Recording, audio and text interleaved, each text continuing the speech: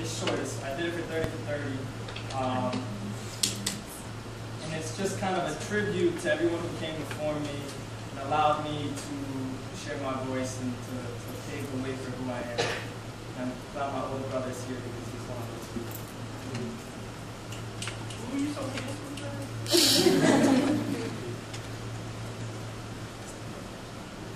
Stop to remember all who have come before you, and the sacrifice they have laid upon the floor beneath your feet, so that you may never have to know the true meaning of sacrifice. Do not stop moving forward. They have fought hard so that you would not have to. But look quietly toward the sky and mouth wordless praises wayward, not for their tired ears, but for your eager ones. Let your feet raise the earth in remembrance of their deeds. Stride forward with the confidence that the path you claim as your own was first laid bare by those who would never have the same opportunity. Cling to the lessons they have left, littered in all directions, if only you set aside your growing ego and humble yourself to experience. Do not feign false humility, for your predecessors did not act in search of glory, but rather for the triumph of succession in you. Do not hate those who have tried to stop you. They too have laid bricks upon which you now walk. Do not for a moment forget that your blood runs molten steel hot, and as long as you continue forward, your limbs will never stiffen with the cool of failure. Heed these words not as prophecy, but as warning. Laid upon your path by a fellow traveler, sing them back to me, so that my ears may own them once again, that we may continue onward, unwavering, steadfast, and always grateful.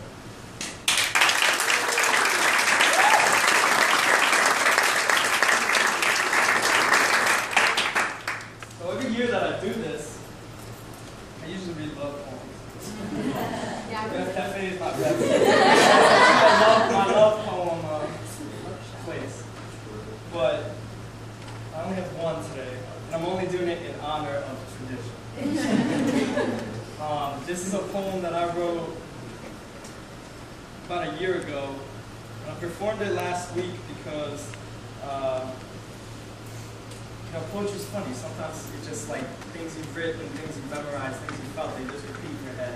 And this is one of those things. And a few weeks ago, this poem just started repeating in my head. And I don't feel the same way, but it's interesting to hear that happen. Poetry is funny like that. So last time I checked, this was memorized, so I hope it's it's called Seamless.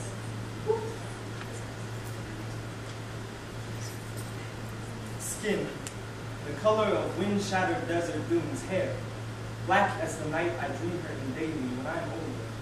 Skin wrinkled, shriveled to shield my secrets from sunlight. I wonder, will her body still beat breathlessly behind my closed eyes? Will I tell my grandchildren of the young woman, sun-dried to perfection, who danced her way till the edges of my smile melted with the bottoms of my ears, and I dreamt us a life of quiet perfection?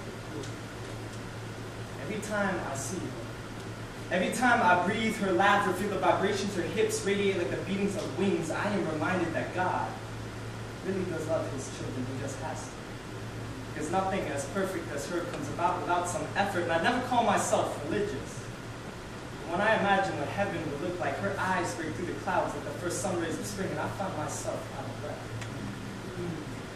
I wish I could travel through time, so that I could see the day she was born and finally witness the moment my world ended. Her smile could start wars, or end them. In fact, it does both. Every time our cheeks touch to say hello, my heart beats red hell. The whites of her smile make me surrender. She has taken me prisoner, and I have gone willingly. Beaten back by her barricades of strident defiance, I dare dream of days sun-drenched cuddling. Buried faces in familiar places, skin-pressed wind to go paradise. She, draped in blue silk and sweetness, dances her fingers seamlessly down my barren back, spotting forth the shivering of my nerves like windswept summer sands, graceful. I dream, play the guessing game like children, lemonade sweet, morning coffee clarity. I look like it's nothing. But she makes me believe in God.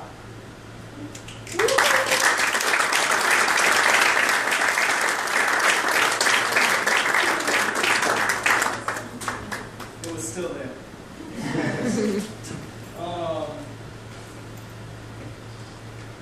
So this no intro for this one.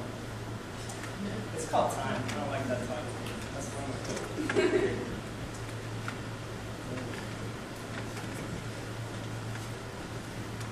There are 365 days in a year, 24 hours in a day, 60 minutes in an hour. That's 525,949 minutes, or 31,556,926 heartbeats, assuming my heart beats on average 60 times per minute, times 7 years.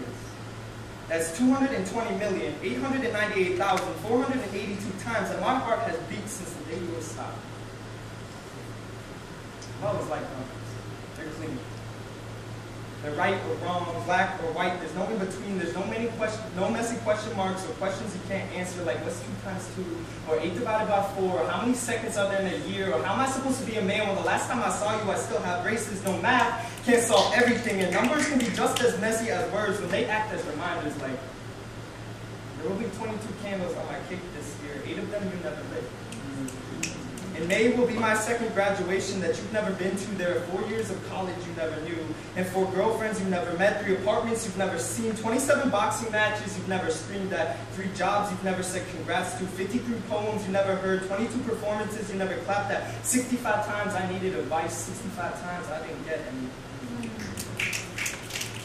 1 too many silent houses, 3 brothers you left broken, 1 mother I can't console, 2 sisters who miss you, 43 barbecues that needed your laugh, 2,555 dinners that you've missed, 3 sons that can't sleep well, 7 years that we've lost, and 1 little boy still waiting for his daddy to come home. See, the problem with numbers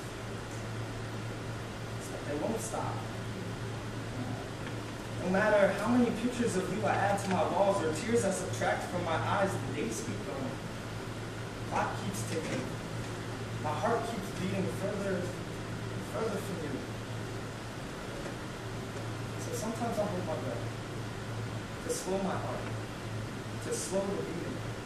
When I feel it in my ears, when my fingers start to tingle, pretend I'm in the pool again.